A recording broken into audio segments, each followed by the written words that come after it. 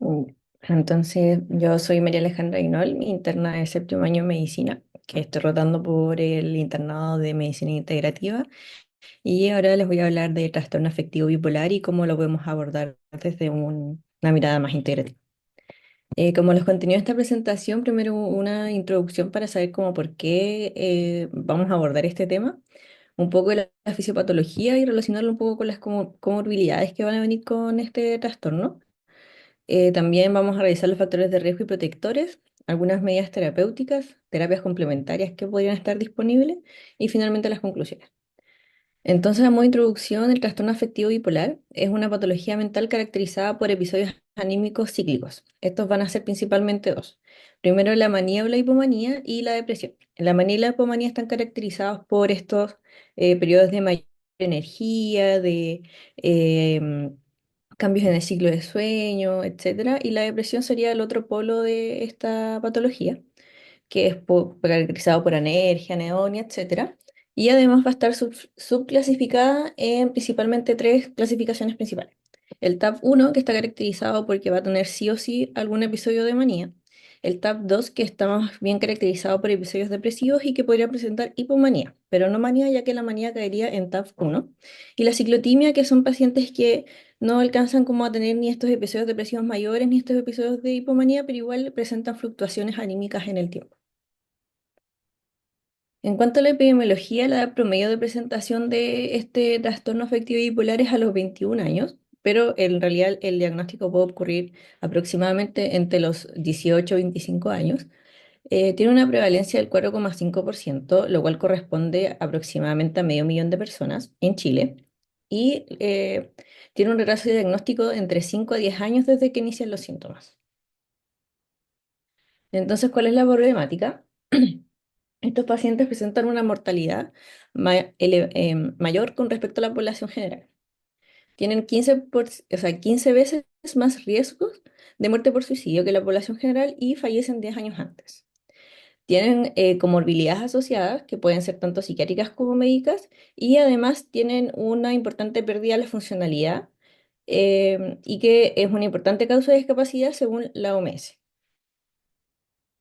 Pero la implementación de estrategias de intervención temprana va a permitir prevenir, disminuir la discapacidad, el deterioro psicosocial y cognitivo, las comorbilidades y reducir la mortalidad por suicidio. Un poco de fisiopatología del trastorno, bueno, tenemos que es multifactorial. Por un lado tenemos la genética, tiene un 25% de heredabilidad, y cuando una persona tiene un familiar de primer grado con TAF, tiene 10 veces más riesgo de presentarlo durante su vida. Como modelo fisiopatológico tenemos la teoría inmunoinflamatoria. En la parte inflamatoria, las personas con trastorno bipolar tienen mayores concentraciones plasmáticas de interleuquina 6, TNF-alfa y PCR. Y además, tanto los episodios depresivos como maníacos van a presentar anormalidades autonómicas y neuroendocrinas que van a promover la actividad inflamatoria. Las citoquinas inflamatorias también tienen efectos sobre el eje hipotálamo hipófisis adrenal, que es un poco lo que nos grafica en la imagen. Va a aumentar el cortisol y al aumentar el cortisol vamos a tener lo que se denomina comportamiento de enfermedad. El mismo comportamiento de enfermedad nos puede llevar aún más, por ejemplo, a promover episodios depresivos, etcétera. Entonces, está esta teoría de que se considera una enfermedad inflamatoria crónica. Esto es un poco igual para explicar la parte inmuno de lo inmunoinflamatorio. Las personas que tienen trastornos afectivos en general, tanto depresión mayor como trastorno afectivo bipolar, van a tener una reducción en el transporte inverso de colesterol como propio. Entonces, ¿qué es lo que pasa con el transportador inverso de colesterol? Este va a remover el exceso de colesterol tisular y macrófago. Entonces, ¿qué va a pasar cuando está disfuncional? Va a haber mayor estrés oxidativo, va a haber mayor inflamación y también es un componente de aterogenicidad. Entonces, trastornos del ánimo van a tener reducido este transporte de colesterol inverso y además van a tener menos vitamina A, D y coenzima Q10. Entonces, ¿qué va a promover esto? Que tengan un sistema antioxidante débil. Y además tienen una mayor respuesta inmune contra los epitopos que va a generar esta inflamación crónica, que va a ser por el estrés oxidativo.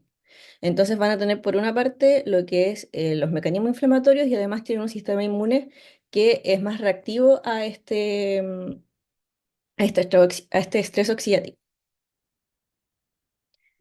Entonces las comorbilidades que van a tener esta patología las separé como en dos componentes principales. Por un lado van a estar los del trastorno afectivo bipolar como tal, que van a tener mayor comorbilidad psiquiátrica como trastorno de ansiedad, abuso de alcohol y drogas, aumento de riesgo de suicidio, deterioro cognitivo, y por sí solo también es un factor de riesgo para enfermedad cardiovascular por el proceso que expliqué acá, que al tener este transporte inverso de colesterol reducido, van a tener mayor aterogenicidad.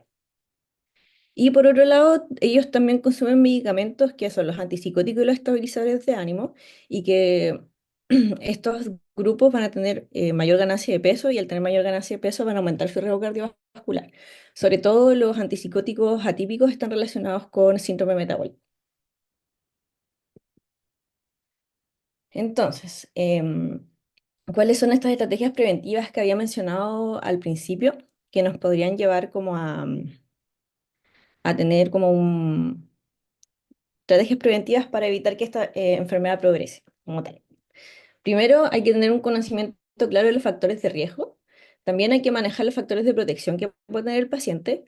Un diagnóstico precoz igual es importante, y junto con eso un ingreso temprano a la atención de salud. Entonces, vamos a tener los factores de riesgo y los factores protectores. De los factores protectores podemos sacar los factores de riesgo. Se dividen principalmente como en tres componentes principales. Tenemos los biológicos, los psicológicos y los sociales. En los biológicos, como factor protector, tenemos la reserva cognitiva. La reserva cognitiva tiene que ver con niveles de estudio, principalmente, y el cronotipo matutino, que son estas personas que tienden a tener mayor energía durante la mañana. En los factores de riesgo, por otro lado, en lo biológico tenemos tener familiares de primer grado con trastorno afectivo bipolar y un cronotipo vespertino, que son las personas que tienden a tener más energía durante la tarde. En lo psicológico, como factor protector, tenemos el temperamento hipertímico y la residencia psicológica, y como factor de riesgo tenemos los temperamentos que tengan algún componente depresivo o ciclotímico. En lo social, em, como factor protector va a estar la ausencia de consumo de sustancias, ausencia de maltrato infantil y que tenga una red de apoyo adecuada.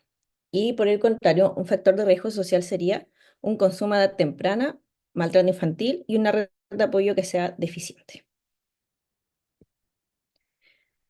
Entonces, con estos factores de riesgo podemos ver cuándo un episodio depresivo, que es lo que nos va a llegar en la consulta, puede ser un predictor de un trastorno afectivo bipolar. Esta tabla es del estudio que está debajo, que es una revisión narrativa, que es principalmente como con lo que se basan para ver los factores de riesgo y protectores que pueden haber en el TAP, en ese estudio. Y bueno, un inicio antes de los 20 años del episodio depresivo. Pues, son episodios frecuentes, más de 5 y breves, menores de 3 meses. Una respuesta hipomaníaca depresiva con los antidepresivos o estimulantes, que es el viraje. Una resistencia terapéutica errática a los antidepresivos, con una mejoría transitoria, pero con nueva aparición de síntomas depresivos. Los síntomas atípicos de la depresión, que haya hiperfagia, aumento de peso, hipersomnia, activación de la libido. Síntomas psicóticos, un temperamento hipertímico durante los episodios depresivos, porque nos podría estar hablando de un episodio mixto de la enfermedad. Personalidades que sean extraños, curiosos, estrambóticos, bohemios, habilidades artísticas, seductores, promiscuos, con creatividad elevada. Y también pacientes que tengan un trastorno limítrofe de la enfermedad con episodios de autorización e intentos de suicidio, presentación de síntomas ansiosos, recurrente irritabilidad, un abuso de alcohol y drogas y comorbilidades. Y por supuesto el antecedente que tengan algún familiar con alguna patología psiquiátrica. Entonces aquí está como un poco más resumido lo que está la tabla. Respecto al diagnóstico de vitamizaje, este es un artículo que está en la Xochitab, en la página. em, Donde habla de que no es posible diferenciar una depresión bipolar de una unipolar solamente con las características del episodio que se está presentando. Entonces, el gol estándar va a ser una evaluación clínica por especialista.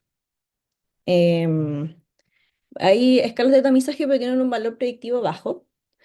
Y lo que hay que intentar en las consultas es incrementar la probabilidad de diagnóstico a través de los indicadores de riesgo para optimizar la derivación especialista. ¿Y cuáles son estas? Lo que hay que tener presente es que el primer episodio depresivo sea antes de los 25 años, que haya más de 3 episodios de depresión a lo largo de la vida y que existe el antecedente de trastorno bipolar en familiares de primer grado.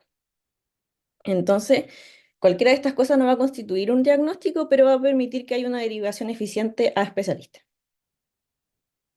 En la guía del auge del trastorno bipolar, igual nos recomiendan un screening, que es el MDQ, que este que está acá queda preguntando por distintas como sintomatología del TAP.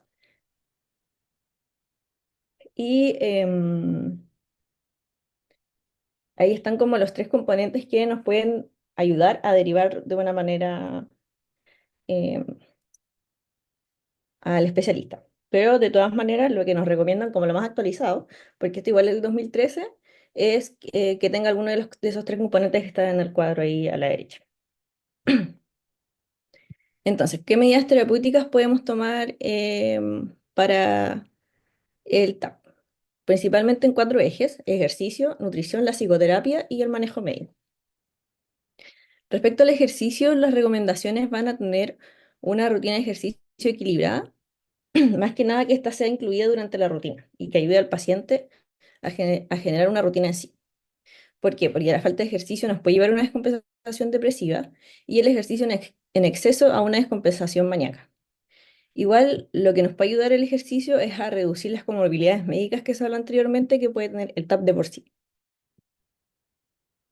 Respecto a la nutrición, tener en cuenta que estos pacientes tienden a tener estilos de vida menos saludables, tienen un apetito y una energía fluctuante y además los episodios depresivos suelen presentarse con síntomas atípicos.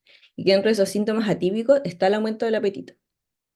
Entonces, respecto a la evidencia, hay una revisión sistemática y ¿qué es lo que se encontró?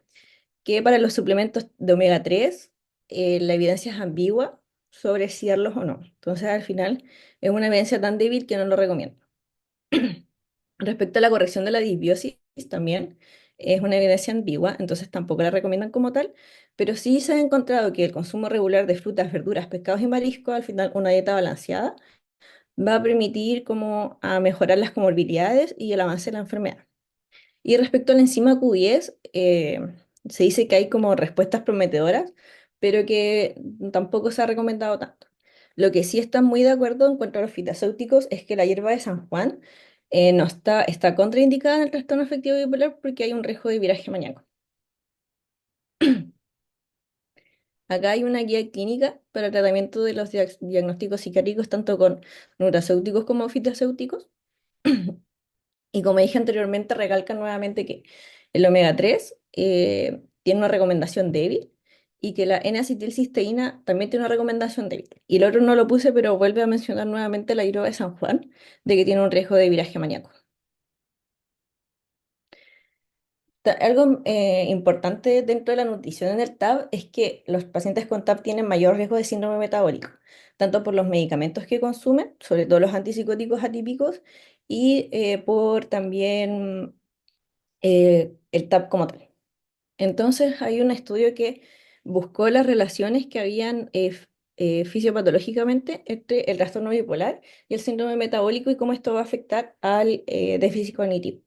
Encontraron 4 ejes principales que podrían estar afectando a ambas patologías, que son la inflamación, los desórdenes endocrinos que existen, los relacionados a drogas y factores sociales y ambientales. Por otro lado, había otro paper que era sobre el síndrome metabólico y cómo distintos factores del síndrome metabólico podían afectar el desarrollo del trastorno afectivo bipolar.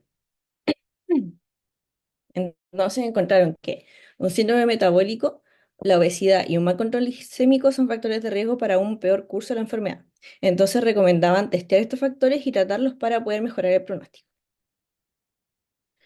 En cuanto a la psicoterapia, hay distintas terapias que nos pueden ayudar para distintos aspectos de las personas que tienen un trastorno afectivo bipolar.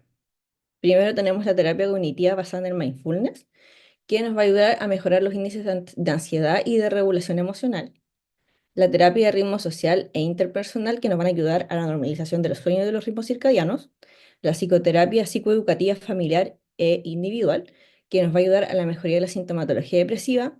Y la terapia centrada en la familia nos va a ayudar a la mejoría de sintomatología depresiva y también de la sintomatología hipomaníaca y maníaca. Esto es importante porque los primeros síntomas de la enfermedad suelen responder bien tanto a la psicoterapia como a la psicoeducación que se puede llevar a cabo con cualquiera de estos métodos. En cuanto al manejo médico, si bien es manejo especialista, hay algunas cosas que hay que manejar. Em, Primero, el gol estándar como manejo médico del trastorno afectivo bipolar es el litio. Por lo tanto, si es que llega algún paciente con un trastorno bipolar, probablemente podría estar usando litio y lo que hay que considerar ahí, primero es que tiene un rango terapéutico estrecho, por lo tanto la toxicidad aguda es muy, puede ocurrir. Em, lo otro que hay que tener en cuenta es que hay que evaluar la función renal porque se ha demostrado que el litio tiene puede provocar cierto grado de daño renal a largo plazo. Por lo tanto, es importante tomar función renal anual a estos pacientes y considerar derivación a internista cuando sea mayor a 1,6 la CREA. También el litio tiene toxicidad tiroidea. Por lo tanto, sobre todo al iniciar tratamiento, hay que tomar un perfil tiroideo cada 6 meses y luego de manera anual. Pero que se presente un hipotiroidismo durante el uso del litio no es motivo para justificar la suspensión del litio. Y ahí están como los valores que hay que tener en cuenta si es que hay que iniciar levotiroxina o no. Por lo tanto, se trata el hipotiroidismo y no se suspende el litio. Y respecto a las comorbilidades que se puede presentar, ¿qué cosas hay que ir evaluando como control a control? Un hemograma con VHS, una hemoglobina glicosilada y glicemia ayudo, perfil lipídico para evaluar el síndrome metabólico, un perfil hepático, un screening de uso de sustancias, ya que estos pacientes tienden a tener el trastorno por uso de sustancias, y un examen físico que evalúe MC sobre todo por el tema de la obesidad. Respecto a las terapias complementarias, no hay mucha evidencia como metaanálisis como tal. Eh, entonces, los que más pude encontrar fueron, bueno, de la medicina tradicional china y acupuntura, pero, por ejemplo, en esta está basada en, en la población de Taiwán, usando como el sistema médico allá. Entonces, esto evaluó a 12.113 pacientes con TAP entre el año 96 y 2013, y estos pacientes fueron derivados a medicina tradicional china principalmente por trastornos del sueño, dolor articular y mialgias. ¿Y qué fue lo que encontraron? Que tenían mayor resultado aquellos con terapia herbal, con Corialis y la Y a qué conclusión llegaron es que probablemente esta terapia tenía propiedades antiinflamatorias, considerando que el TAB es considerado como una enfermedad inflamatoria crónica, y que también modulaba las monaminas, la dopamina, serotonina, etc. En cuanto a la acupuntura, no hay como metaanálisis como tal, ni sesiones sistemáticas ni narrativas, pero hay presentaciones de casos. Entonces, encontré dos principales que nos ayudan como a sacar una especie de conclusión de la acupuntura y el TAB. El primero era una paciente que tenía un diagnóstico de TAP2 con una depresión crónica bipolar. Es decir, que el tratamiento que estaba usando farmacológico no le ayudaba a mejorar los síntomas de la depresión crónica bipolar. Sus principales síntomas eran insomnio, diarrea y malestar general. Y lo que hicieron fue aplicar acupuntura en los puntos que están en la imagen, que fue semanal durante 3 meses. Esto fue complementario a su tratamiento farmacológico, el cual nunca se cambió durante los 3 meses. Y como conclusión es que hubo una mejoría sintomática y que también es importante la monitorización por el psiquiatra tratante. ¿Por qué? Porque en algún momento dentro de estos 3 meses, las personas que estaban haciendo la acupuntura pensaron que esta persona había virado a hipomanía, pero con la evaluación psiquiátrica le dijeron que no, que en verdad solamente estaba mejorando sus síntomas depresivos. Y por eso a ellos les pareció una hipomanía, pero que en verdad no lo era. Entonces, por eso es importante tener como una consulta rápida con el psiquiatra en caso de que puedan virar. El otro paper es sobre 3 casos clínicos. En estos se ocuparon puntos de acupuntura de uso común, fijos de uso común y también planes individualizados dependiendo de los síntomas de cada paciente. Fueron 12 sesiones también, y en el caso uno era un TAP2 sin ninguna otra comorbilidad, ni psiquiátrica ni médica, y en él encontraron que hubo una disminución de los síntomas depresivos, una reducción de sus síntomas físicos y que los síntomas ansiosos se mantuvieron sin cambios. En cuanto al TAP 2 era, o sea, al segundo caso era un TAP 2 que también tenía una comorbilidad asociada que era un trastorno de ansiedad. Esta persona no tuvo ninguna mejoría ni en los síntomas depresivos, ni ansiosos ni físicos. Y el ciclador, hubo el tercer caso que fue un ciclador rápido, que son personas que varían en un periodo corto de tiempo entre hipomanía y depresión, que lo que fue experimentar durante estos 3 meses episodios recurrentes de depresión y hipomanía. Porque, bueno, con el tercer caso, lo que sucedió fue que marcó en todas las escalas que ocuparon para medir depresión, ansiedad y eso y malestar físico, es que de repente en el primero estaba con un puntaje muy alto, a la mitad de las sesiones vieron que bajó significativamente, pero al final de la sesión 12 estuvo al igual que la primera. Entonces, la conclusión que sacaron es que estaba haciendo estos virajes rápidos. Entonces, la conclusión que se puede sacar de esto es que la respuesta a la acupuntura va a variar según la clasificación del TAP, según las comorbilidades que presente, así que hay que ir evaluando caso a caso que se puede realizar. Entonces, a modo de conclusión, el TAP es una patología que necesita ser abordada de distintos puntos, ya que la persona por lo general no solamente va a tener un trastorno afectivo bipolar, sino que va a tener comorbilidades asociadas. Em, por lo tanto, se va a necesitar un abordaje terapéutico que abarca el TAP con toda esta complejidad que presenta. Las terapias complementarias que se pueden sugerir a los pacientes van a requerir una evaluación individual. em, y algo que me di cuenta al hacer el trabajo es que necesito una investigación más robusta y también actualizaciones sobre el enfoque integrativo en trastorno bipolar.